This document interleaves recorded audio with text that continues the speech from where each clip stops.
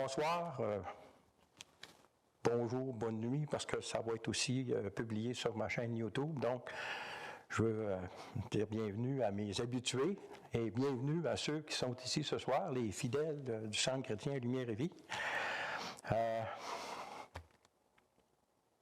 J'ai entendu dernièrement où j'ai vérifié sur Internet, puis il parlait de l'apprentissage, puis il disait que pour les personnes douées, des fois, il faut répéter jusqu'à 4 fois jusqu'à ce qu'un concept soit assimilé par la personne. En moyenne, les personnes normales, les personnes moyennes, c'est environ 10 fois. Et puis, les personnes avec difficulté, ça peut aller jusqu'à 100 fois, plus 200 fois. Alors, la parole de Dieu, il faut qu'on la lise, qu'on la relise, parce que mon message ce soir s'intitule « Le salut en Jésus ». Tu peux mettre la diapo. « Le salut en Jésus ». J'ai été inspiré de parler de ce sujet-là, le salut en Jésus, parce que c'est un sujet d'actualité depuis que Jésus est venu sur la croix. Il va toujours l'être, même pour l'éternité. On a entendu un chant ce soir qu'il y a les marques dans ses mains et dans ses pieds qui vont être un témoignage éternel de son amour qu'il a fait pour nous. Mais dernièrement, j'ai regardé une vidéo dans laquelle le message d'un jeune couple venant juste d'avoir un enfant et ce jeune couple qui s'apprête à prendre en charge une assemblée en tant que couple pastoral. Leur message en a été un bon. Et pourtant, à la fin de son écoute, je restais avec un certain inconfort face au message.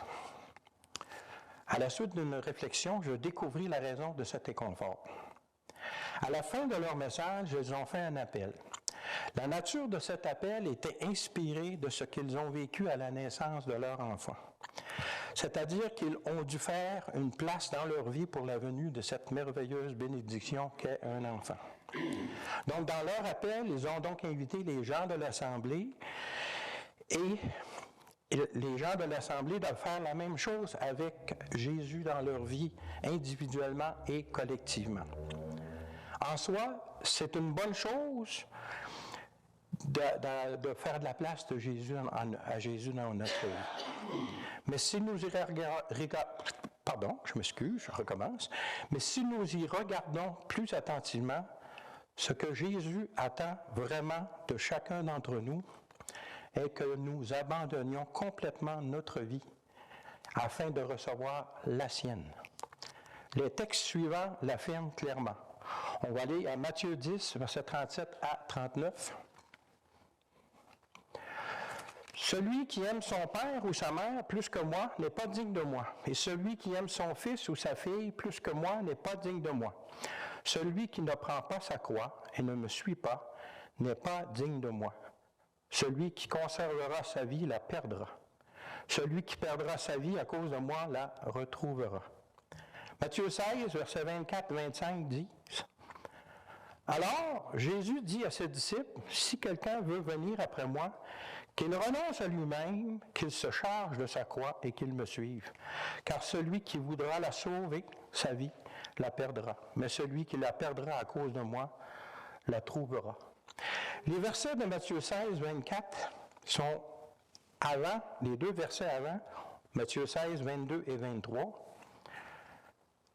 sont le moment où Pierre parle à Jésus, après que Jésus leur ait annoncé qu'il devait être crucifié. Pierre, l'ayant pris à part, verset 22, se mit à le reprendre Jésus, et dit, « À Dieu le plaise, Seigneur, cela ne t'arrivera pas. » Mais Jésus, se retournant, dit à Pierre, « Arrière de moi, Satan, tu mets en scandale, car tes pensées ne sont pas les pensées de Dieu, mais celles des hommes. » Ceux qui disent « Dieu est bon, tous iront au ciel », parlent comme Pierre et se feront répondre de la même façon par Jésus. Continuons les textes de ce qu'affirme Jésus au sujet de notre vie. Vous allez remarquer que des textes, on en a retrouvé dans les 4 évangiles. C'est souvent la même anecdote qui est répétée dans les différents évangiles. Mais si la même chose se retrouve dans les 4 évangiles et qu'il est répété plusieurs fois dans le même évangile, c'est que c'est très, très important. Donc, allons à Marc 8, versets 34 et 35. Puis, ayant appelé la foule avec ses disciples, il leur dit, « Si quelqu'un veut venir après moi, qu'il renonce à lui-même, qu'il se charge de sa croix et qu'il me suive. Car celui qui voudra sauver sa vie la perdra. Celui qui perdra sa vie à cause de moi et de la bonne nouvelle la sauvera. » Luc 9, versets 23 et 24 nous disent, « Puis il dit à tous, si quelqu'un veut venir après moi, qu'il renonce à lui-même, qu'il se charge chaque jour de sa croix et qu'il me suive. Car celui qui voudra sauver sa vie la perdra, mais celui qui la perdra à cause de moi la sauvera. » On voit comme une ligne, une façon de penser ici. Luc 17, versets 32 à 34 nous dit, « Souvenez-vous de la femme de Lot. Celui qui cherchera à sauver sa vie la perdra, et celui qui la perdra la retrouvera. Je vous le dis en vérité, cette nuit-là, les deux personnes qui seront dans un même lit, l'une sera prise et l'autre sera laissée. » Jean 12, versets 23 à 25. Jésus leur répondit, « L'heure est venue où le Fils de l'homme doit être glorifié. En vérité, quand Jésus répète en vérité, c'est que c'est très important et que c'est vrai. Je vous le dis, si le grain de blé qui est tombé en terre ne meurt, il reste seul. Mais s'il meurt, il porte beaucoup de fruits. Celui qui aime sa vie la perdra. Et celui qui est sa vie, c'est des mots forts aussi, dans ce monde, la conservera pour la vie éternelle. » La vraie repentance consiste, premièrement, à reconnaître que notre vie est souillée par notre péché. Ensuite, la reconnaissance de ce fait doit faire naître en nous le désir sincère d'être complètement débarrassé de notre péché. Faire de la place à Jésus dans notre vie pour être sauvé, tout en continuant d'aimer votre vie pécheresse, est un signe d'absence d'une réelle repentance. Jésus présent dans notre vie est une bonne chose, à condition que cela ne devienne pas une situation permanente. Cela peut même être dangereux, car si vous devenez confortable en vivant avec Jésus dans votre vie, sans jamais complètement abandonner votre vie pécheresse, la nouvelle naissance qui fait des êtres humains, des enfants de Dieu, risque de ne jamais se produire. Les textes suivants témoignent de cette réalité incontournable afin que nous puissions être des enfants de Dieu. Dans le premier de ces textes, Pierre donne les 3 parties nécessaires pour le vrai salut et les autres textes confirment différentes de ces étapes. Allons à Acte 2, versets 37 et 38. Après avoir entendu ce discours, ils eurent le cœur vivement touché. Et ils dirent à Pierre et aux autres apôtres, « Hommes, frères, que ferons-nous? » On se souvient que c'est la réception du Saint-Esprit lors de la première fois, lors du jour de la Pentecôte. Bon, il y a eu les langues de feu, il y a eu les différentes langues, tout le monde les comprenait dans leur langage. C'est vraiment à ce moment-là qu'on parle de naissance de l'Église. Parce que le sacrifice qui expiait les péchés avait été accompli en Jésus-Christ, parce qu'il était mort, il était ressuscité, il a même enseigné ses disciples après sa résurrection, 40 jours, et c'est 10 jours après qu'ils ont reçu le Saint-Esprit qui a fait d'eux des enfants de Dieu par la nouvelle naissance. Donc, reprenons au verset 38. Pierre leur dit, « Repentez-vous et que chacun de vous, première étape, repentir, c'est reconnaître que nous sommes pécheurs, qu'on a besoin d'une vie purifiée de ce péché.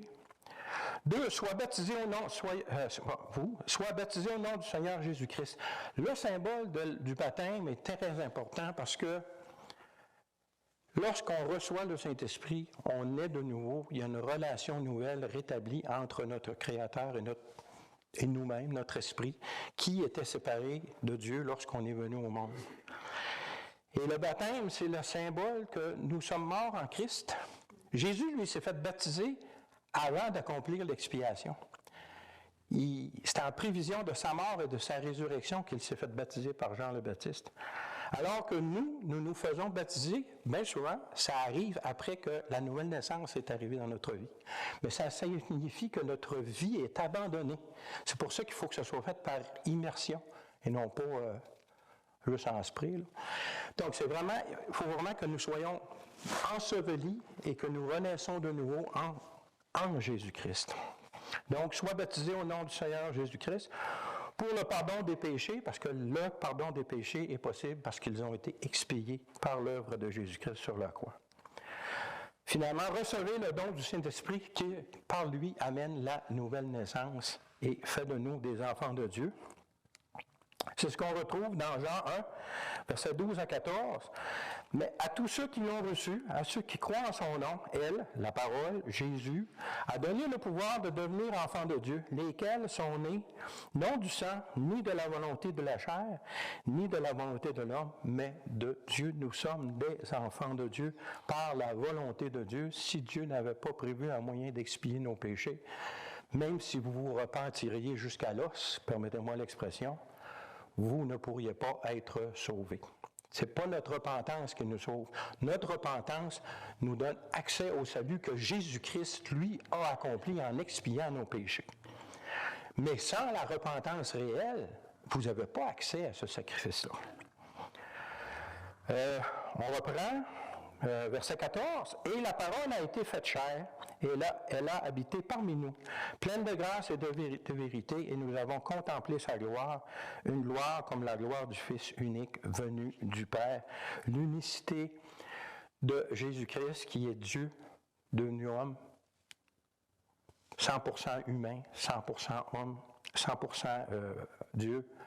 Et son humanité fait que nous sommes reliés en tant qu'être humain à lui, donc il peut racheter nos péchés, et sa divinité fait que son action, sa seule action de rédemption peut être multipliée à l'infini parce qu'il est Dieu. Son humanité nous relie à lui, et sa divinité fait que c'est multipliable à l'infini. Tous peuvent être sauvés. Jean 3, versets 5 à 8 nous disent, « Jésus répondit, en vérité, je te le dis, si un homme ne naît d'eau et d'esprit, il ne peut entrer dans le royaume de Dieu. Ce qui est né de la chair est chair, ce qui est né de l'esprit est esprit. Ne t'étonne pas que je t'ai dit, il faut que vous naissiez de nouveau. Le vent souffle où il veut, et tu entends le bruit, mais tu ne sais d'où il vient, ni où il va. Il en est ainsi de tout homme qui est né de l'Esprit. » Ici, on se souviendra que c'est la conversation que Nicodème a eue avec Jésus-Christ. Aussi que c'est clairement indiqué que pour faire partie du royaume, il faut que tu naisses de nouveau. La question qui m'est venue lorsque j'ai préparé cet enseignement, est-ce que le bon larron est né de nouveau? Son sang, dans son sang, comme ceux de l'Apocalypse. Parce que l'expiation n'était pas encore accomplie. La nouvelle naissance s'est produite. Fait que son niveau, lui, c'est la foi, la même chose que David, que Abraham, que Isaac, que Jacob. Leur espérance, leur foi avait une espérance dans le salut à venir, et le bon larron a vécu la même chose. Pour lui, il était à côté de lui. C'est ça. Il a cru en Jésus-Christ avant même que Jésus-Christ expie son propre péché, comme tous les saints de l'Ancien Testament d'ailleurs, auquel Jésus est allé annoncer que c'était lui le salut de l'Éternel dans le séjour des morts, après qu'il a été mort sur la croix. Jean 3, versets 17-18 nous disent, « Dieu, en effet, n'a pas envoyé son Fils dans le monde pour qu'il juge le monde, mais pour que le monde soit sauvé par lui. Celui qui croit en lui n'est point jugé, mais celui qui ne croit pas est déjà jugé. » Fait très, très important ici. Parce qu'il n'a pas cru au nom du Fils unique de Dieu. Romains 10, versets 9 à 11 nous disent, « Si tu confesses de ta bouche le Seigneur Jésus, et si tu crois dans ton cœur que Dieu l'a ressuscité des morts, tu seras sauvé. Car c'est en croyant du cœur qu'on parvient à la justice, c'est en confessant de la bouche qu'on parvient au salut, selon ce que dit l'Écriture. » Fait qu'ici encore, on a la foi, on a la repentance et on a l'œuvre de Jésus-Christ expiatrice qui fait qu'on parvient au salut, donc la nouvelle naissance.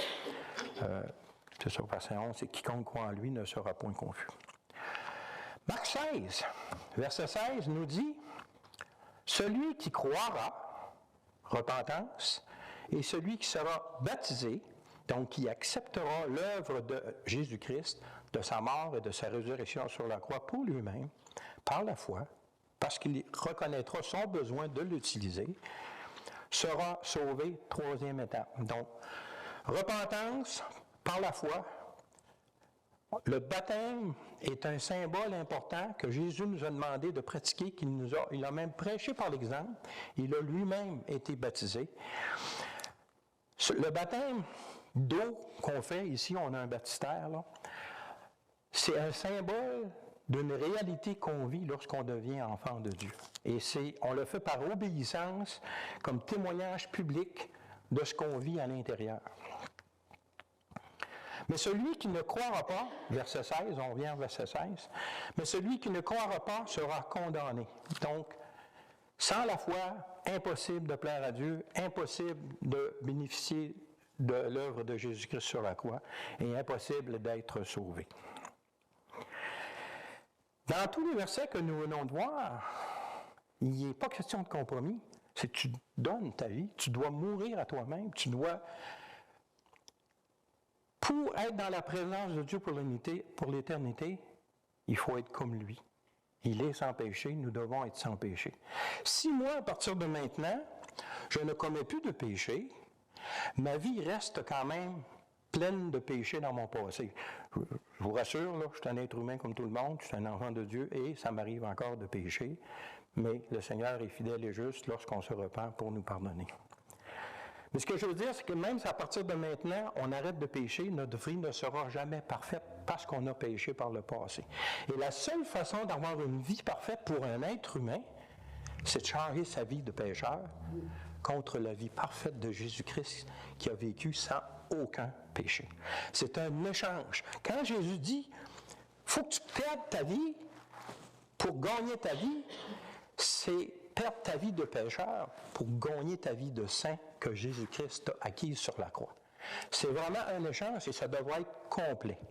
C'est pour ça que juste faire de la place à Jésus dans ta vie, ça peut agir un peu comme vaccin. Tu fais de la place, là, tu atteins un point de confort, puis tu ne vas pas plus loin, et tu ne fais jamais ce pas supplémentaire qui fait que tu nais de nouveau, puis que tu deviens vraiment un citoyen du royaume.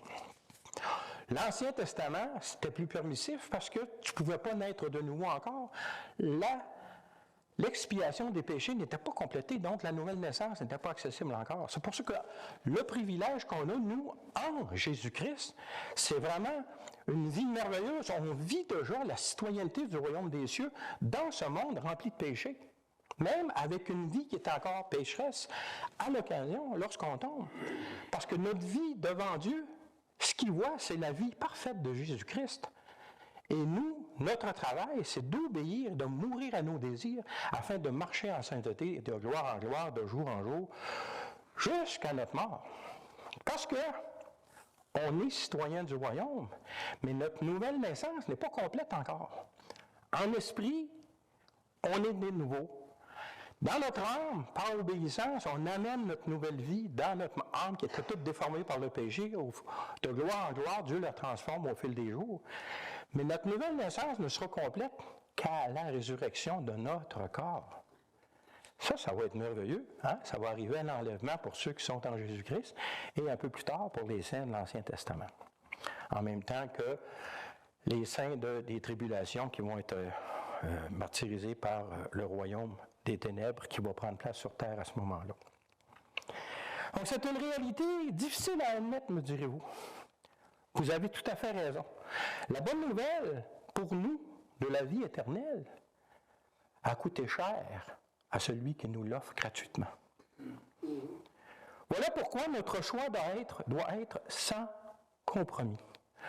Voyons Jean, versets 47 à 69. En vérité, je vous le dis, celui qui croit en moi aura, pas peut-être, a la vie éternelle. Je suis le pain de vie. C'est Jésus qui parle, évidemment, ici. Vos pères, ici, s'adressent au peuple juif qui l'écoutait lorsqu'il était sur terre, parce qu'il est venu à son peuple en premier. Jésus est et sera toujours un juif. Lorsque nous sommes en Jésus-Christ, nous devenons tous des juifs. Vos pères ont mangé la manne dans le désert et ils sont morts. C'est ici le pain qui descend du ciel, afin que celui qui en mange ne meure point. Je suis le pain vivant qui est descendu du ciel. Si quelqu'un mange de ce pain, il vivra éternellement. Et le pain que je donnerai, c'est ma chair que je donnerai pour la vie du monde. Là-dessus, les Juifs discutaient entre eux, disant, « Comment peut-il nous donner sa chair à manger? » Jésus leur dit, « En vérité, en vérité, en vérité, en vérité, Jésus dit ici, je vous le dis, si vous ne mangez la chair du Fils de l'homme et si vous ne buvez son sang, vous n'avez point la vie en vous-même. On voit ici que ça doit être sans compromis. On doit vraiment abandonner notre vie pour la sienne. Verset 54, « Celui qui mange ma chair et qui boit mon sang a la vie éternelle, et je le ressusciterai au dernier jour. Car ma chair est vraiment comme une nourriture, et mon sang vraiment un breuvage. Celui qui mange ma chair et qui boit mon sang demeure en moi, et je demeure en lui. Comme le Père qui est vivant m'a envoyé, que je vis par le Père, ainsi celui qui me mange vivra par moi. C'est ici le pain qui est descendu du ciel. Il n'en est pas comme de vos pères qui ont mangé la manne et qui sont morts. Celui qui mange ce pain vivra éternellement. » Nous avons parlé tout à l'heure du baptême. Le baptême est le symbole que nous acceptons volontairement après avoir pris connaissance de notre nature de pécheur, de mourir à nous-mêmes et de ressusciter en Christ, comme Jésus est mort et est ressuscité. Et Jésus nous a demandé une autre chose à faire, c'est la Sainte Seine. La Sainte Seine est encore un symbole de cette nouvelle vie qui nourrit maintenant notre sainteté, qui a été acquise par le sang de Jésus-Christ. Jésus est mort au bout de son sang. Il avait été flagellé avant. C'est pour ça que les deux larrons ont eu les jambes cassées afin qu'ils meurent étouffés, là, parce que lorsque les jambes sont cassées, ils ne sont pas capables de se relever pour respirer, mais Jésus n'a pas eu besoin d'avoir les jambes cassées parce qu'il était mort au bout de son sang. C'est pour ça que lorsque son cœur a été crevé, je pense que c'est le cœur, là, avec la lance du centenier, là, mais il est sorti juste de l'eau et quelques gouttes de sang, donc il ne restait plus rien à couler. C'est juste. Fait que Jésus a vraiment donné tout son sang et son corps a été meurtri. On voit dans Isaïe qu'il y a même les souffrances qu'il a eues nous amènent des bénédictions. L'amour de Dieu est tellement extraordinaire dans son action pour nous. Continuons notre lecture au verset 59. Jésus dit ces choses dans la synagogue enseignant à Capernaum. Plusieurs de ses disciples, après l'avoir entendu dire « Sa parole est dure, qui peut l'écouter ?» Jésus, sachant en lui-même que ses disciples murmuraient à ce sujet, leur dit « Cela vous scandalise-t-il? Et si vous voyez le Fils de l'homme monter où il était auparavant? C'est l'esprit qui vivifie, la chair ne sert de rien. La parole que je vous ai dite sont esprit et vie, mais il y en est parmi vous quelqu'un qui ne croit point. » Car Jésus savait dès le commencement qui étaient ceux qui ne croiraient point et qui était celui qui le livrerait. Ici, Jésus affirme la réalité de la mort qu'engendre le péché et la réalité de l'efficacité de son sacrifice sur la croix. Parce qu'il dit que ce sont des paroles esprit et vie. Son sacrifice est pleinement efficace dans le monde spirituel pour que nous puissions vivre cette vie parfaite de Jésus-Christ sans péché. Jésus a commis aucun péché et il est mort comme le pire des pécheurs. C'est pour ça que tous ont accès au salut par son action. On va finir la lecture, 65 à 69. Et il ajouta, c'est pourquoi je vous ai dit que nul ne peut venir à moi si cela lui a été donné par le Père. Dès ce moment, plusieurs de ses disciples se retirèrent et ils n'allèrent plus avec lui. Les paroles dures, des fois, font que les gens disent, moi, si c'est de même, non, c'est pas pour moi cette religion-là. Mais Dieu n'est pas une religion. Dieu est le salut des hommes en Jésus-Christ. Jésus, verset 67, donc dit aux 12, « Et vous ne voulez pas, vous aussi vous en allez? » Simon-Pierre, qui avait parlé tout à l'heure, lui répondit, « Seigneur, à qui irions-nous? Tu as les paroles de la vie éternelle. » Quelles sont nos alternatives? Jésus ou la mort éternelle? Verset 69, « Et nous avons cru et nous avons connu que tu es le Christ, le Saint de Dieu. » Pour conclure ce message, lisons un passage qui résume tout. Matthieu 5, versets 43 à 48. « Vous avez appris qu'il a été dit, tu aimeras ton prochain et tu haïras ton ennemi. Moi, je vous dis, aimez vos ennemis, bénissez ceux qui vous maudissent, faites du bien à ceux qui vous haïssent et priez pour ceux qui vous maltraitent et qui vous persécutent. » Pour faire ces choses-là, il faut vraiment mourir à soi-même. Comprenez-vous? C'est tellement pas naturel à l'être humain de pardonner. Moi, je conduis un autobus. Il y a des journées, ça va bien. Mais il y a d'autres journées. Heureusement que je suis tout seul dans l'autobus. Mais le Seigneur est bon.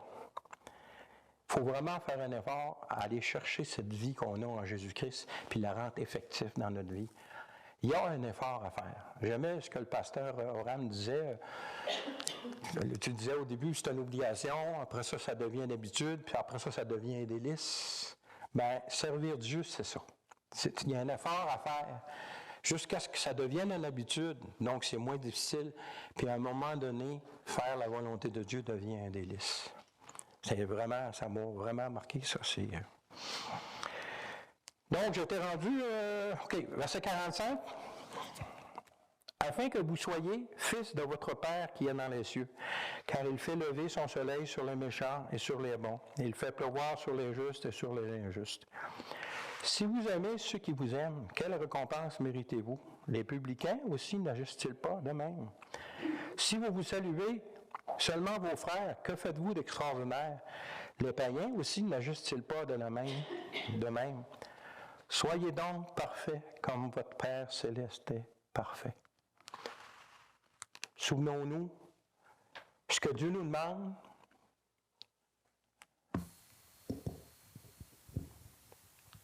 enlève-les le verset.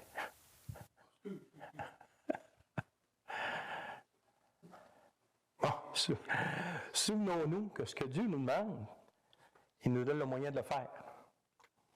Soyez donc parfaits comme votre Père céleste est parfait. Comment peut-on atteindre cette perfection-là? Mourir à soi-même, accepter la vie parfaite de Jésus-Christ, qui ensuite, on peut par l'obéissance à ses enseignements, amener cette vie que nous vivons en esprit maintenant avec notre nouvelle naissance, on peut l'amener dans notre âme et retransformer notre âme pour qu'elle devienne de plus en plus agréable à Dieu, jusqu'au jour ultime où ce que notre nouvelle naissance sera complétée à la résurrection de notre corps. Puis je pense que l'enlèvement est pour bientôt, donc les morts en Christ vont être ressuscités en premier, mais après ça, nous, on va être transformés. Alors, ce que Dieu nous demande, c'est d'être parfait. La seule façon d'être parfait, c'est échanger cette vie de pécheur qu'on a avec la vie parfaite de Christ. Et comme j'ai dit, une vraie repentance va nous donner le goût de la sainteté, et cette sainteté va prendre place graduellement de plus en plus dans notre vie. Et la Bible dit que celui qui a souffert à un moment donné peut atteindre cette perfection-là. Mais Jean, d'un autre côté, dit que celui qui dit qu'il n'y a pas de péché fait Dieu menteur, parce que toujours est-il que le Seigneur est fidèle. Nous avons déjà cette vie parfaite à cause de la vie parfaite de Jésus-Christ. Ne marchons pas par la vue, mais marchons parce que la parole de Dieu dit, on est parfait comme notre Père céleste est parfait. Amenons cette perfection-là dans notre façon de vivre sur cette terre. Soyez bénis. À la prochaine, si Dieu le veut. Amen.